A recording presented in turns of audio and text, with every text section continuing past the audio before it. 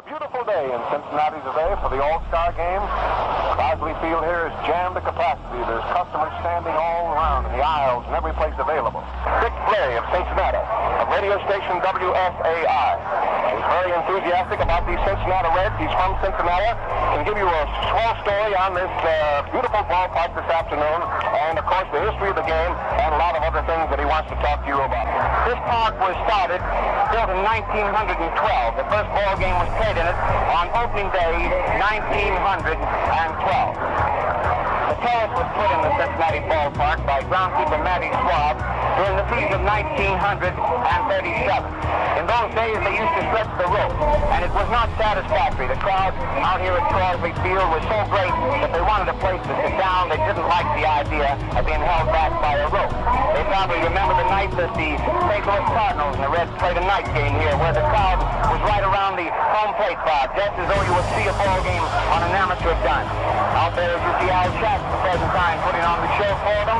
The fans, as you look at the circle around the home plate, were right around the very circle, which is no more than 20 feet in diameter.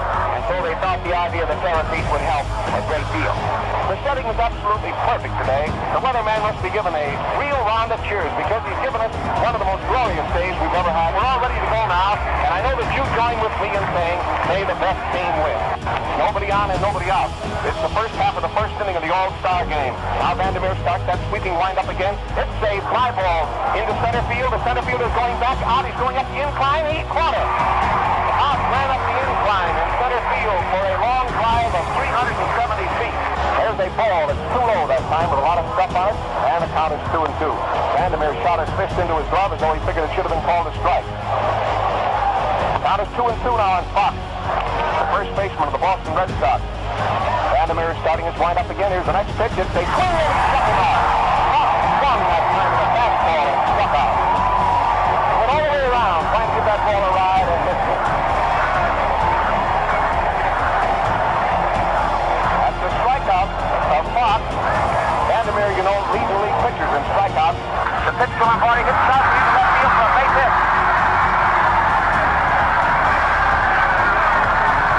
And Mellott comes in to score from third base as Ernie Lombardi singles sharply into left field. Evidently, these American leaguers had heard about Lombardi, or they take their position just as the National Leaguers do. When Lombardi's at bat, the infield ordinarily moves out towards the outfield. Cove is getting a sign again from Bill Dickey. He's all ready. Here's the next pitch. It's a fastball inside a hit. He hits the center field. A shot single right through the box. McCormick places one right through the box on the ground. They single to center field. That is hit number 5 for the National League. McCormick's first hit. Now the next man to come up is the shortstop, DeRocher. Facing Grove now with the man on first. Bunt down the third base line. Fox is coming in fast. He's up with it. There's the throw. Whoop! He threw the ball away. There was nobody coming first base, and McCormick is coming all the way around the third. DeRocher is going all the way. McCormick comes all the way to the plate, and DeRocher runs the third. Now goes the plate, and DeRocher scores. 2 more runs are in for the National League, and they lead 4-0 on that bunt. The man on first base, McCormick, went all the way around and scored, and DeRocher scored. We had a grand time out here in Cincinnati. As you said, Bob won't get to see this for some time. Since 1919, this was the first time that Cincinnati took on a World Series attitude. They liked it, they'll want more of it. It means a great deal to Cincinnati to have this All-Star game. And to you good people out New York way, we wish you the same kind of good weather for the next year's All-Star game in 1939. We hope that you have an enthusiastic crowd as we had here today. Hello, baseball fans. This is Wade Hoyt. At Crosley Field in Cincinnati, Ohio. It's an unusual ballpark, and it's a good ballpark for hitters. Hitters being able to hit straight away in the ballpark and take advantage of the short center field fence. Cincinnati's Crosley Field jammed to the rafters for the 7th and final game of the series with Bobo Newsom pitching for Detroit, Paul Derringer on the hill for the Red Legs. Well, we've had 58 opening days at Crosley Field, Joe. This is the 59th, and this will be the last one. It's a beautiful night for baseball here in Cincinnati. The temperature today right around 80 degrees. Still a small amount of twilight in the sky. And it's baseball here at Crosley Field. Yes, indeed. Today's game is to be played right here at Crosley Field, which has been the home of the Cincinnati Reds for as long as the oldest citizen can remember. The field itself here at Crosley has undergone various changes. At one time, the batters batted toward the home plate instead of away from it. And speaking of the home plate, it was once located some 20 to 30 feet directly to the rear of its present site. It has been gradually moved forward as the necessity for more seating capacity has increased. There have been but 3 modern World Series played here. This is the 4th. The disastrous World Series of 1919, then the second one against the Yankees in 1939 with unfortunate results for Cincinnati, and the third one, the 1940 series, when the Reds defeated the Detroit Tigers in 7 games.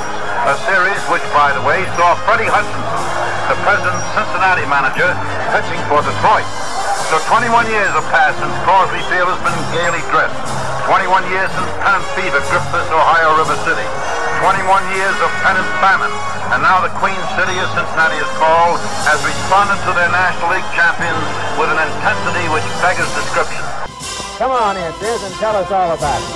Thank you, Pee Wee, and I can't keep remarking how well you are talking. And so long as you've talked today, I begin to think there for a minute I wasn't even going to get on today. Well, Sis, I had a lot of practice last week. I got to do 6 innings, and 6 innings. Yeah. Oh, yeah, I was a big fan last week. I don't see no reason why you shouldn't do 6 today, partner. The 1961 World Series has arrived in Cincinnati, and as a matter of fact, it arrived by car, plane, railroad, and bus in sections. The vanguard arrived from New York following Thursday's game. Fans and press and radio and TV, magazine and movies and news representatives have been arriving from home and abroad ever since. This afternoon here as the World Series open for the first time in 21 years, it is just a gorgeous day, a really tremendous day. And on a cloud in the sky, warm, delightful, and the city is very, very excited. 9th inning, 2 down. Here's the stretch. Now the pitch. Shot him out! Triple-Oney holds the no-hitter. He's mobbed by his teammates. The bench comes out. Photographers on the field. Jim Maloney holds a no-hitter. His 3rd. And the crowd is emptying out. Maloney is being lifted up to his teammates' shoulders. They're carrying him off the field as Maloney pitches a no-hitter here at Crosley Field. Strikes out 13 along the way, including the last man to face him. As Drysdale is going again, Robinson holds the ball. A home run for Robinson. Around second, now he's around third, and he's going to score easy, and we win. We have won the ball game. Yes, sir, my first win on the bike. John Happy, I'm happy. On a break.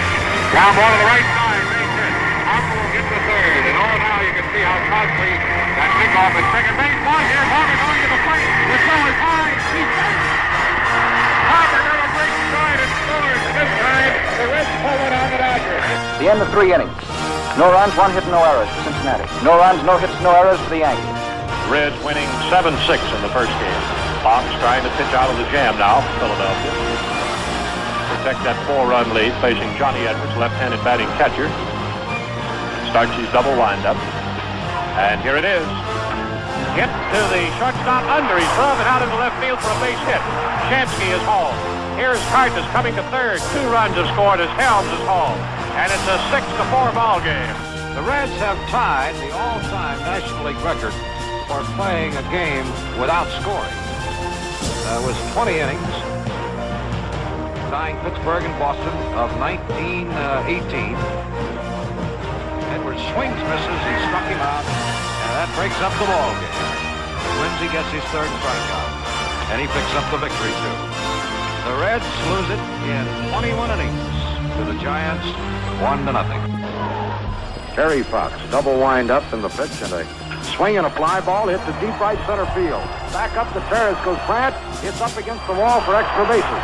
Benson goes to second. The ball bounces away from Brandt. Benson digging for 3rd. Here comes the throw. He slides safe with a triple. Theta Benson unloads his 2nd triple of the night. Myers sends a long fly to center field. Ripple hugging 3rd until after the catch.